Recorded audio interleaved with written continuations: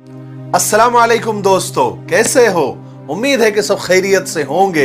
अल्लाह आप लोगों को ऐसे ही खुश रखें। मैं आप लोगों के सामने आज चंद बातें पेश कर रहा हूं, रख रहा हूं। अगर आपके अंदर वो है तो काबिले गौर है, उस पर दोबारा सोचने की जरूरत है, नजर सानी की जरूरत है। अगर आपने चेहरे पर दाढ़ी और टोपी सजा कर रखी है लेकिन नजरें झुकी हुई नहीं है, इधर उधर भटकती रहती है, तो काबिले गौर हैं। अगर आप इबादत सारे के सारे टाइम पर अंजाम दे रहे हैं लेकिन रियाकारी और दिखावे के साथ, तो काबिले गौर हैं। अगर आप हिजाब कर रही हैं लेकिन मेकअप के साथ, और हिजाब की अबा और बुर्का बहुत तंग है, और खुशबू लगाकर गैर मर्दों के बीच और नामहरमों के बीच सज सवर कर चल रही है, तो काबिले गौर हैं। बाहर दोस्तों के साथ तो बहुत नरम लहजा और बेहतरीन रवैया, लेकिन घर में माँ बाप बीवी बच्चों के साथ बद अखलाकी और जुल्म है, तो काबिले गौर हैं। अगर आप मेहमानों की बहुत आव भगत करते हैं, उनकी खिदमत करते हैं, लेकिन उनके जाने के बाद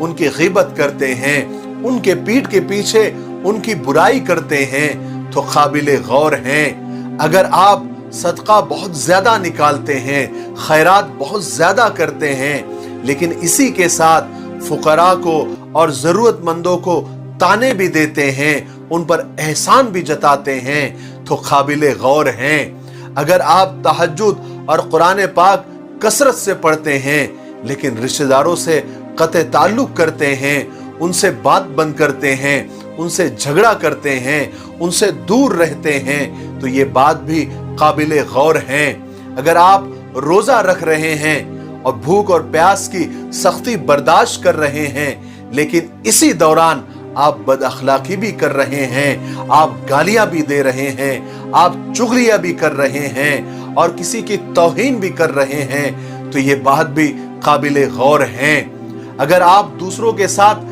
नेकियां कर रहे हैं लेकिन किसी और मकसद को हासिल करने के लिए, ना कि रज़ाए इलाही के लिए, ना कि अल्लाह को खुश करने के लिए, तो ये बात भी काबिले गौर हैं। अगर आप सोशल मीडिया का गलत इस्तेमाल करते हैं और सोशल मीडिया जैसे इतने बड़े प्लेटफॉर्म को दीन के फैलाने का, इंसानियत और मानवता को फैलाने का जरिया नहीं बनाते हैं, अपने डेटा और अपने पैसों को यूं ही जाया करते हो, तो ये बात भी काबिले गौर हैं। अगर आप शादी तो मस्जिद में करते हैं और हॉल में जाकर धींगा मस्ती, गाना बजाना और अल्लाह के रसूल सल्लल्लाहु अलैहि वसल्लम की सुन्नतों को जलील करते हैं, तो ये बात भी काबिले गौर हैं। अगर आप हालात तो देख रहे हैं, सुन रहे हैं, आपको वजह भी मालूम है कि ये सब हमारे बदआमाली की वजह से हैं, फिर भी तौबा की तौफीक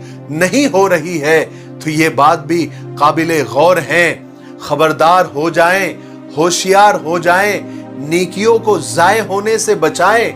अगर आप इतनी मेहनत कर रहे हैं जबकि वो सारी की सारी थोड़ी थोड़ी गलतियों से और नियतों की खराबियों की वजह से जाए हो रही है और नेकियों की थैली खाली होती जा रही है, तो ये बात भी काबिले गौर है।